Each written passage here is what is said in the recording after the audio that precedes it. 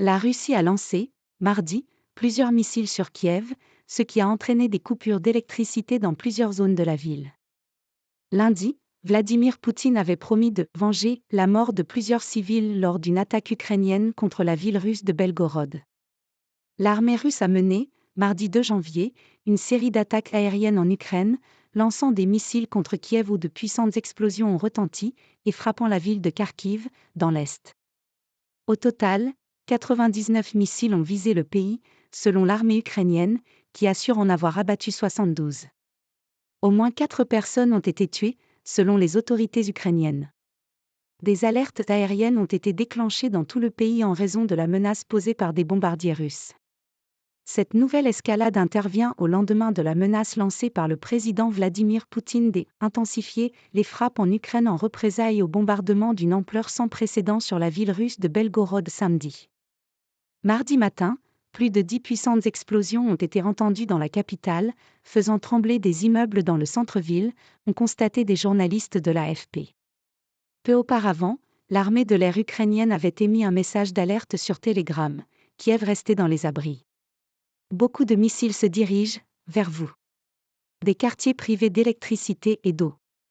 L'administration militaire de la ville a indiqué que des fragments de missiles abattus étaient retombés dans différents districts de Kiev, notamment dans des zones résidentielles.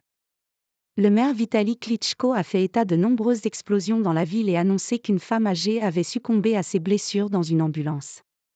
10 personnes ont été blessées dans le district de Solomiansky dans l'incendie d'un immeuble provoqué par une attaque de missiles, a-t-il ajouté. Un incendie s'est également déclenché dans un supermarché et un entrepôt, selon le maire.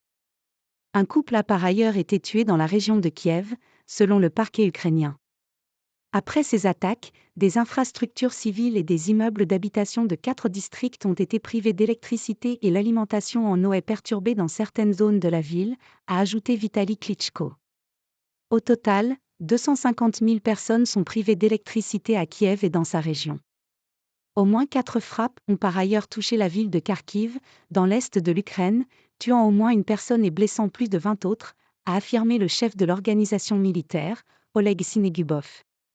Des immeubles d'habitation de plusieurs étages et des infrastructures civiles ont été endommagés dans le centre de la ville, selon la même source. Escalade de tensions. Vendredi, une série d'attaques de missiles contre l'Ukraine a fait une quarantaine de morts, et 25 personnes ont été tuées le lendemain dans un bombardement ukrainien à Belgorod, en Russie. Lundi, le président russe a promis, en représailles, une intensification de son offensive.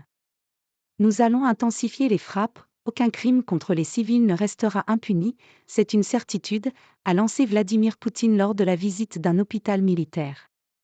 Nous frappons avec des armes de précision les lieux de prise de décision, les lieux où se rassemblent les soldats et les mercenaires, d'autres centres de ce type, des installations militaires avant tout, avait-il affirmé, qualifiant des actes terroristes le bombardement sur Belgorod.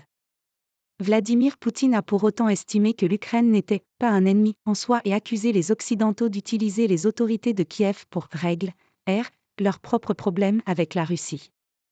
Varsovie fait décoller des F-16. À la suite des bombardements russes massifs en Ukraine, l'armée polonaise a annoncé mardi avoir fait décoller 4 chasseurs F-16 pour surveiller sa frontière avec le pays. Pour assurer la sécurité de l'espace aérien polonais, 2 paires de chasseurs F-16 et un avion ravitailleur allié ont été activés, a indiqué le commandement opérationnel de l'armée polonaise dans un communiqué. Vendredi, la Pologne, membre de l'OTAN, avait dénoncé une « violation » de son espace aérien par un missile de croisière russe qui a survolé pendant 3 minutes son territoire avant de se diriger vers l'Ukraine.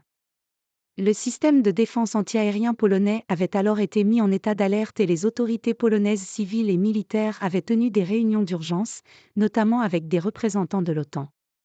Avec AFP.